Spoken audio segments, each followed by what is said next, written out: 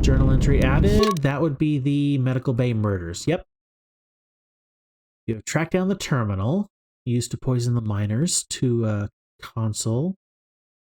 There's no record of who used the terminal, but the incident took place after the maintenance officer voice printed the terminal, which means only he or someone with his voice could have access to it.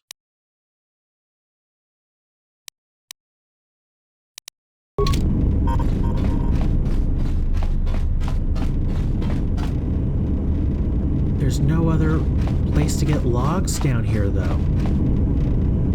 At least I can't think of any.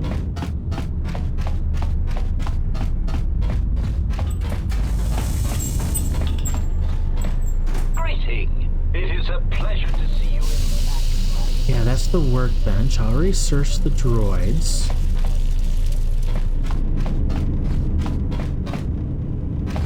Greeting. It is a pleasure to see you intact, Master. Okay, Greeting. can you help at all?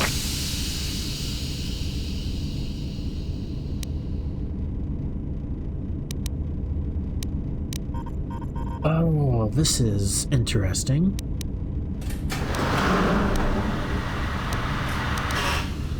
What's that body there? Answer. That is all that remains of the maintenance officer, Master. At the end, he was quite incoherent from the pain, and attempts to facilitate communications with him proved useless. I heard his dying screams as the droids he tended turned on him, mining him like a piece of asteroid rock. Did he say anything at the end? Recitation? Oh yes, Master. The record of his last moments were... 5 droids, burning through the outer door. They're forcing their way into the bay. Please, someone there! Oh no, they're through! Oh, my leg! They're burning through my leg! Oh, stop! Stop, please! Addendum. His remaining attempts at communication are variations in decibel, Master, ranging from frenzied screams to gibbering inarticulate attempts to beg for his life. Oh, sonic sensor. This is where we get it from. Sonic sensor. Can you repeat that? Recitation? Oh yes, Master. The record of his last moments were... 5... Addendum. His remaining attempt... I'm good. Don't need to hear that a second time. I've heard enough. I'll be going now. Okay. Voice print protocol. You now have a complete set of the maintenance officer's voice fragments, enough to splice together the code. All you need to do is go to the maintenance officer terminal and activate it.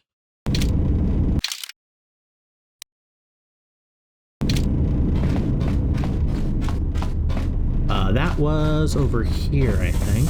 Greeting. That was minorly horrifying.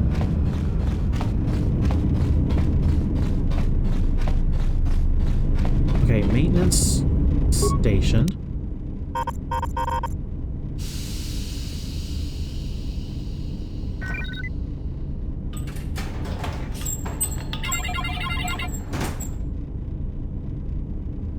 Okay, sonic sensor. Enter voice print code. Maintenance control. Voice print ID R1 beep 5. Beeping from droid console.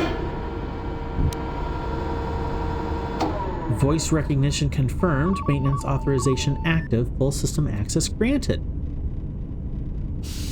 Open door to airlock with maintenance officer override.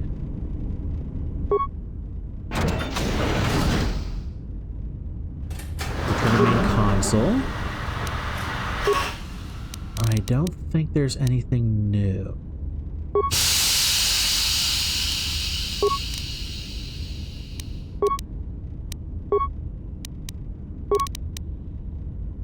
Yep, doesn't look like there's anything new.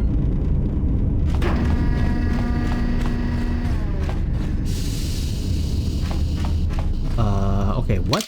Okay, I'm already lost. What door? Right here. Definitely saving that.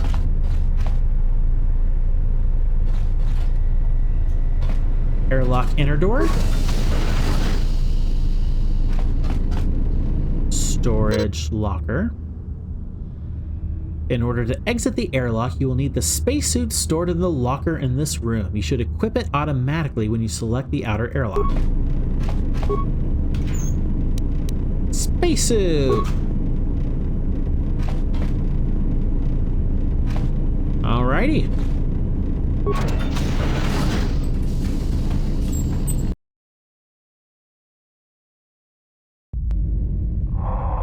Hey, putting us outside right here at the beginning.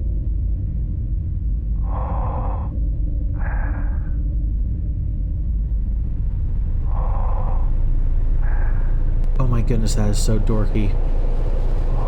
Dorky run.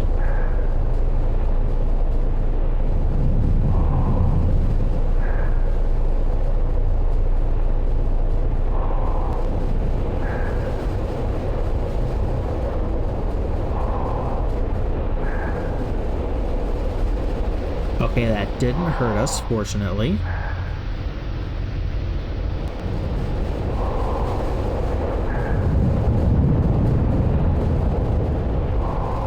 I'm not speeding up or anything. This is the normal speed right here. That's about time. I lost your signal after you left the mining tunnels. Now you're coming in clear. Except I'm picking you up on the exterior of the facility, on the asteroid's surface. That can't be right. Hello. I'm right outside the observation window. Huh? What are you doing out there?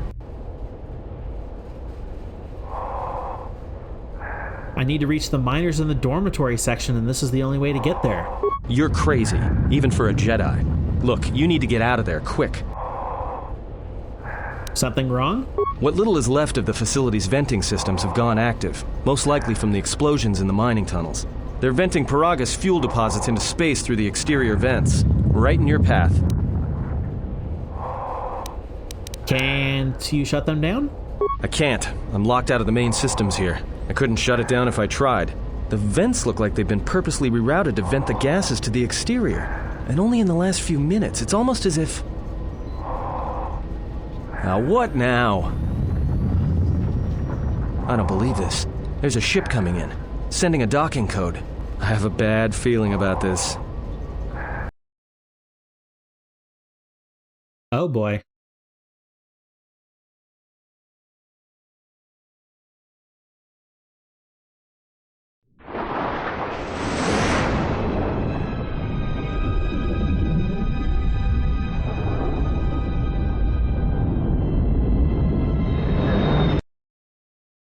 Oh, one of those ships.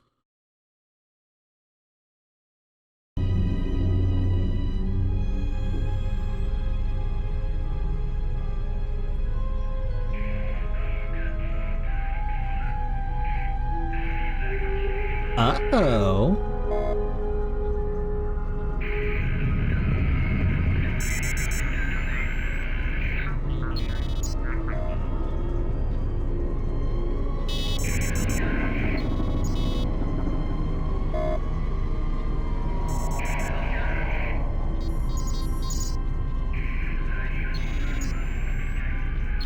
Okay, this is not good at all.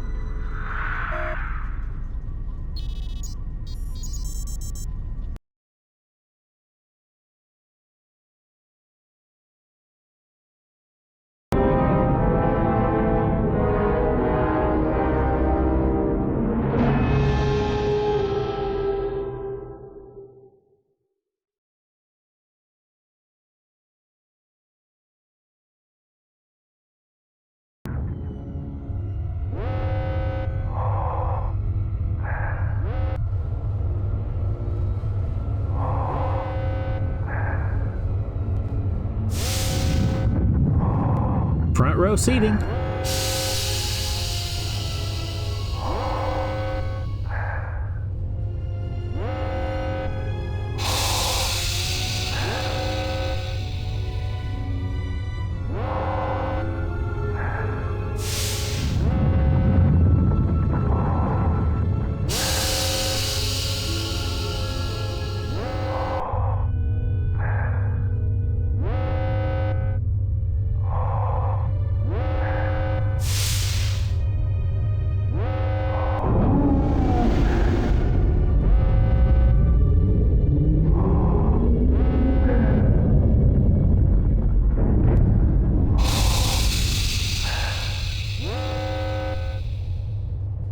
cinematic.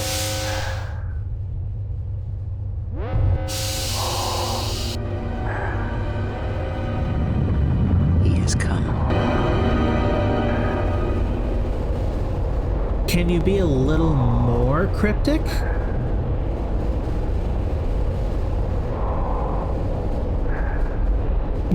No, please, be even more cryptic.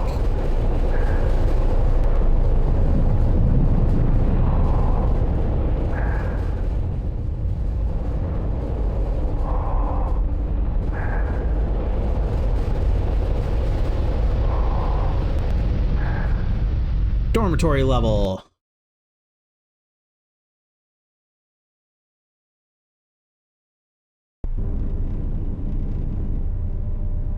Okay. Airlock inner door. Oh, this looks good.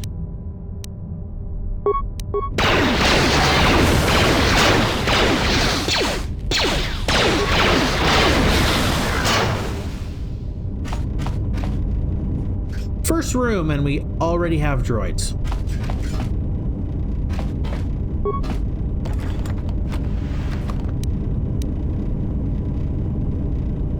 Untoured grip, amplifying chamber Mark 1. These upgrades. This is gonna be nuts when I get into them. Oh, right there.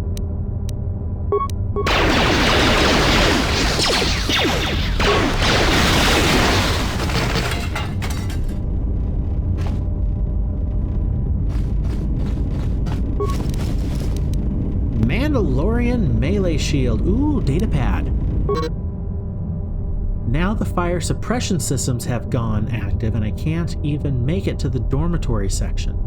I watched the turrets turn their carbonite freeze rays on Mayban before I even got halfway across the room. Fortunately, their range doesn't go beyond the room itself, so I was able to remain safe in the corridor. But I didn't have any ranged weapons to take them out from a distance, and I didn't have a stealth field generator to sneak across the room either. I tried unlocking the storage room door to see if there was a way, if there were any cold resistance items or grenades I could use, but the door was sealed from the lockdown. I don't know enough about security systems to open it, and I don't have a sonic charge to blow the door open. Still, as long as the droids don't make it into this section, I should be all right. Well, guess what? The droids made it into the section.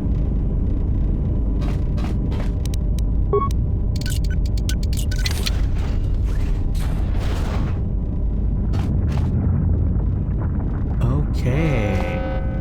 That's a workbench. I don't need the workbench. Leave it alone for now. Large locker. Some credits.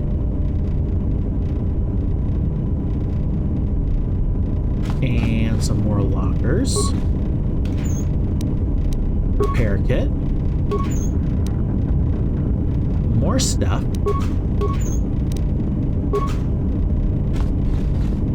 Another large locker. Cool. All right, that's everything.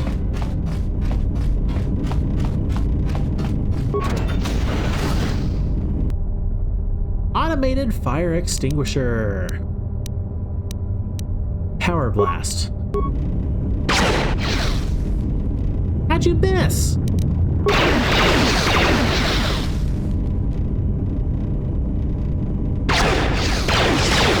There you go.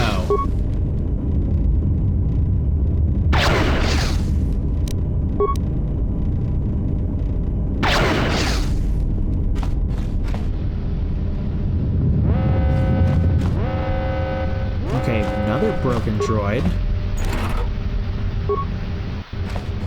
Oh, more mines. I need to get at least... Can I have a companion that has demolitions, please?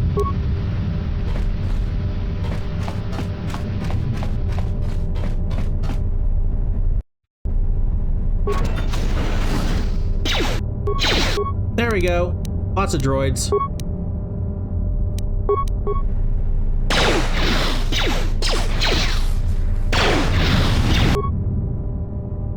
Okay, let's just power blast this guy a few times.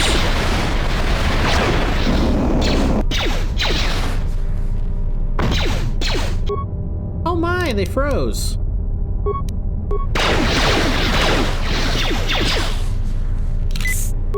Okay, let me switch to melee and then take this guy out.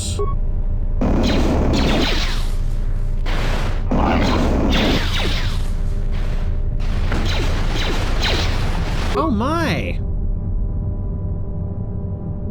Freeze ray.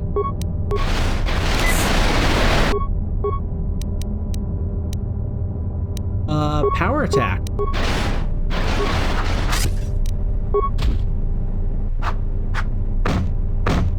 Attack?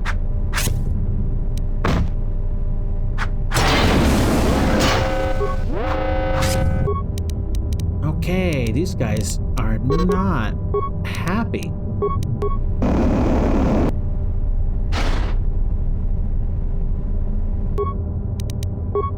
Heal, please. Thank you. Hello.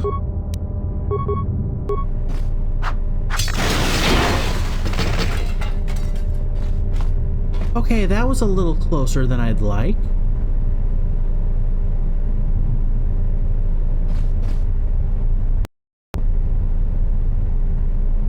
Okay, I don't see anything in here.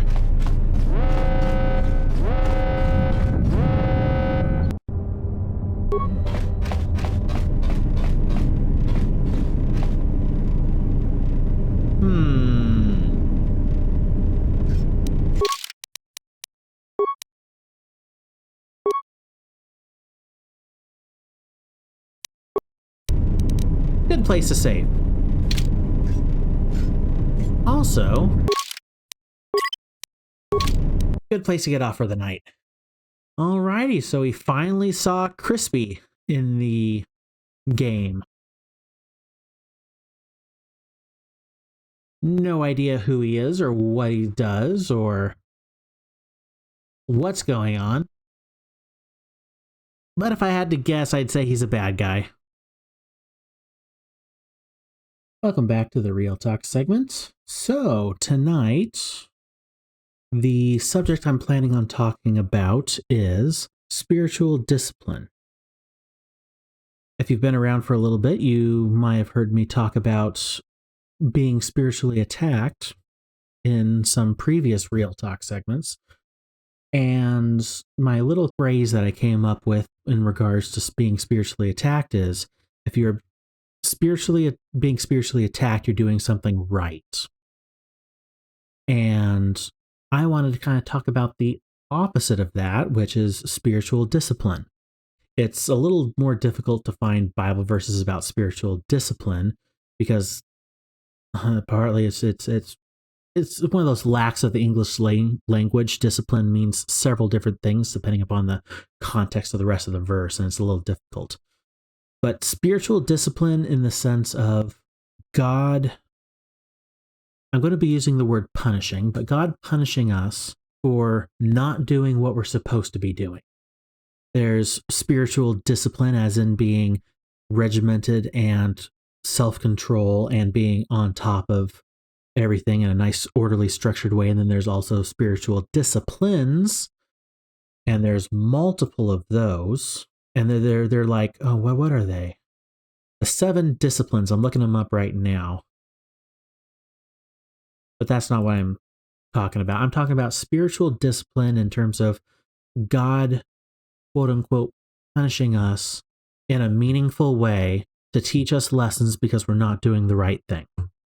And this is something that is another one of those things that is personal to me because I went through an extended time of spiritual discipline, and it got to the point where it was quite intense. Partly or mainly because I am a stubborn person with quite a thick skull. So it took quite a bit of breaking down for God to wake me up. Anyway, I've spoken at length about my struggles with addictions, one of those being a video game addiction. And after a while, I got to the point of where I was completely and totally off video games entirely for an extended period of time. That included no games on my computer in any way, shape, or form, no games on my phone in any way, shape, or form, because I also liked mobile games at the time.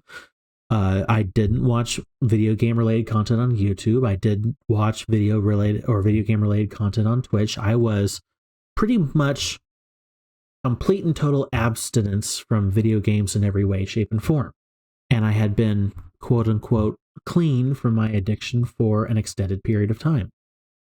And then after an extended period of time of being clean, and I was part of Celebrate Recovery at this time, I strongly felt God's calling to have a video game ministry, which is what I have right here and what I'm doing right now. So imagine me on the aft side of a bad video game addiction, completely abstaining from video games in every way, shape, and form, an addiction that almost completely wrecked my marriage. I had built it back up at that point in time. And here I am being called to go back to what had been so rough for an addiction of mine. It wasn't quite a Jonah and the whale experience, because Jonah ran from God, trying to hide. In my case, it was me looking at this calling, looking at God and saying, I can't do this. There's no way I can do this. I've ruined my chances effectively of ever playing video games again, much less looking at them, because of what I had done, of how I had messed up.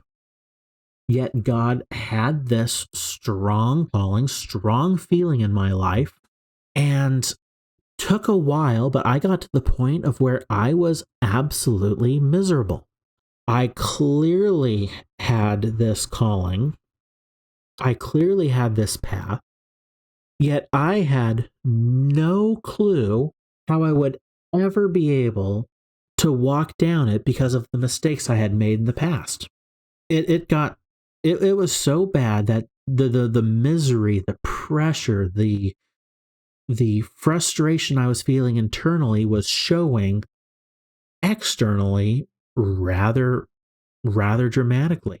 I ended up talking to a friend of mine at my Celebrate Recovery quite at length. And most of the way through, after having listened to me rant on about everything for a while, he just looked at me and said, "You look miserable." And that's kind of when I realized just how much misery I had been under. And it was kind of at that point when I kind of realized I'm to a certain degree, not completely accurately, but to a certain degree, I'm kind of doing a Jonah and the whale circumstance right now. I'm telling God I can't do something when I know he can provide, I know he can direct, and I know he can work everything to his will. I couldn't figure it out at the time.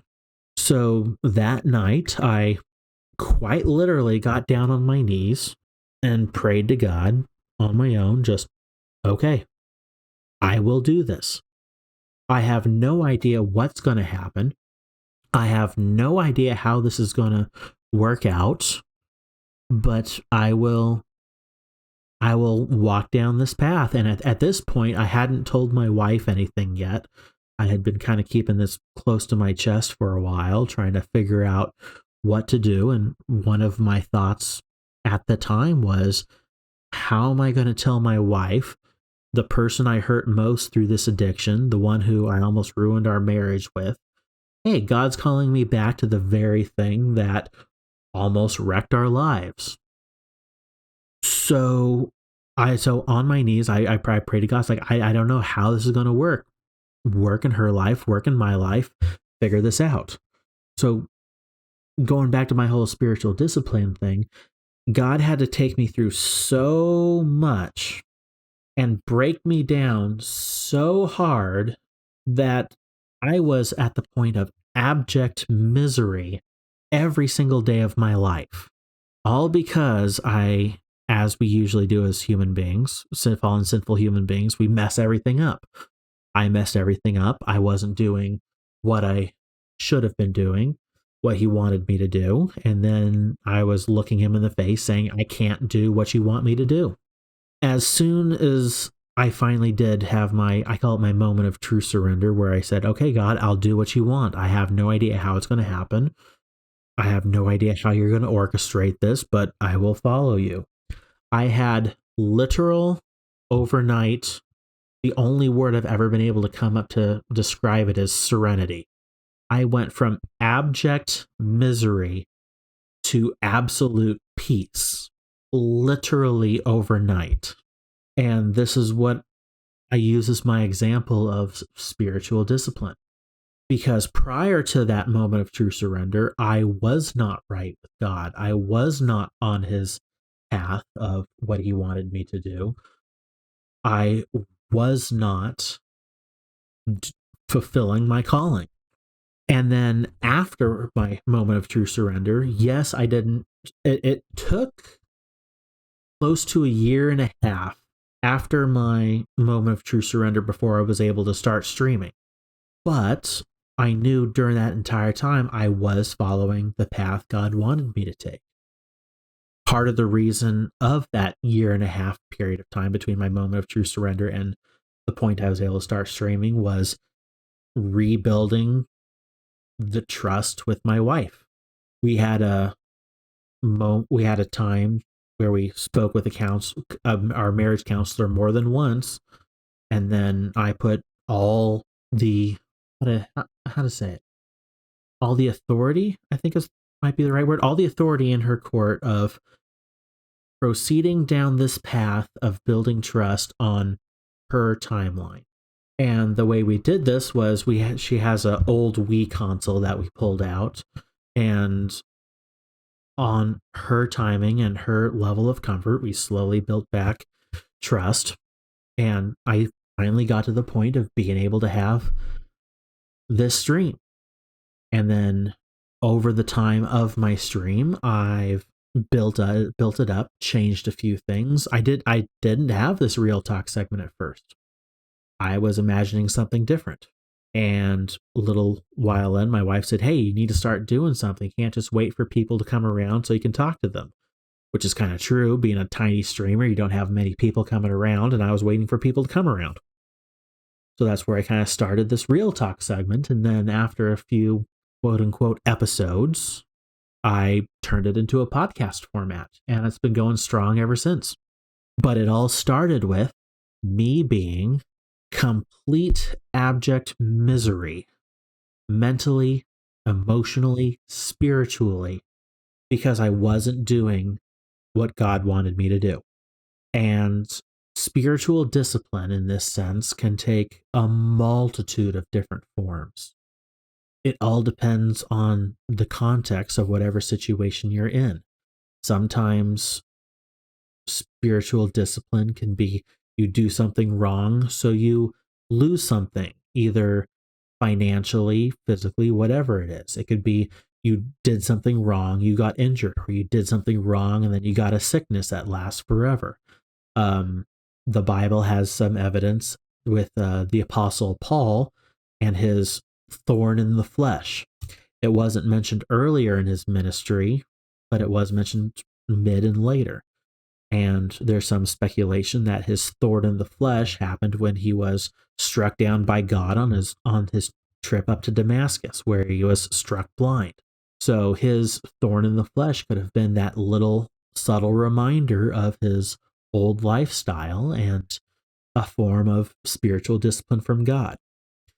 I've heard of other times where God punished someone through financially. Someone might have trusted way too much in their financial resources that they had. So then all that was taken away so that they have to rely upon God completely. There's other forms of spiritual discipline, and they all take many different forms, but they're always meant to grow us. They're always meant to help us, and they're always meant for our betterment, even if it doesn't feel like it, because sometimes / oftentimes discipline doesn't feel good. It doesn't feel pleasant. It's not meant there for a good time. The vast majority of parents don't like disciplining their kids, but discipline is a critical portion of life. Just like a parent loving their child, God loves us. And so just like a parent, because they love their child, they have to discipline them.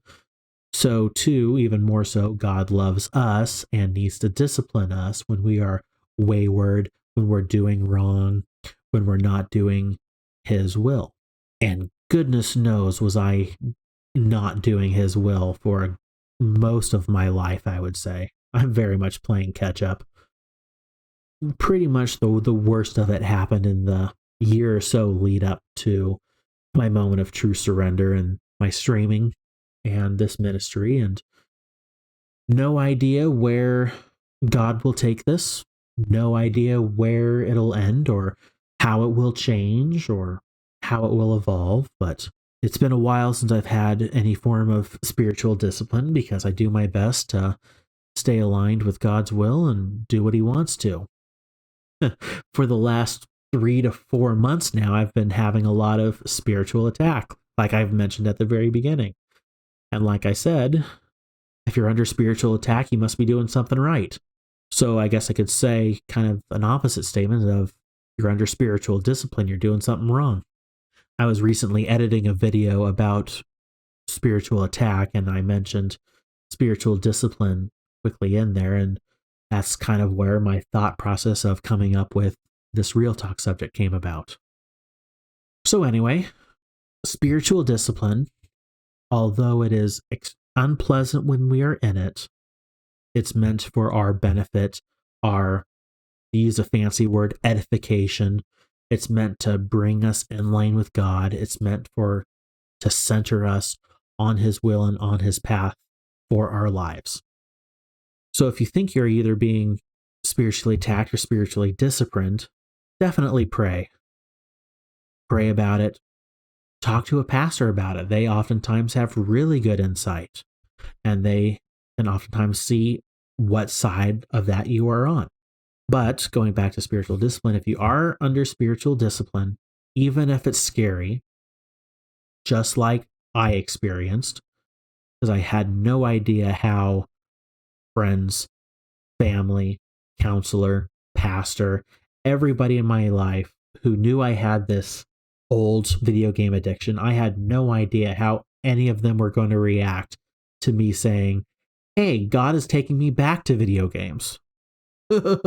Still to this day, it blows my mind that that's how God works stuff out. Anyway, if you are under spiritual discipline, no matter how scary it might feel or how unpleasant it is, God is showing you the path you need to go down. He is showing you what you need to do, because he doesn't discipline us without reason or cause, and he never disciplines us without showing us exactly the direction we need to move in. Such was my case, and I can pretty much guarantee, with as much certainty as I can, that the same is for you. So do your best to surmount and surpass fear, if that's what's holding you back. That's probably the number one tool the enemy uses, is fear. So surmount that fear, pursue the path God wants you to go, and it may be hard for a time, but it's so much better once you get to the other side. And I think that's all I got for tonight. Thank you for listening in, and I'll see y'all next time. Bye.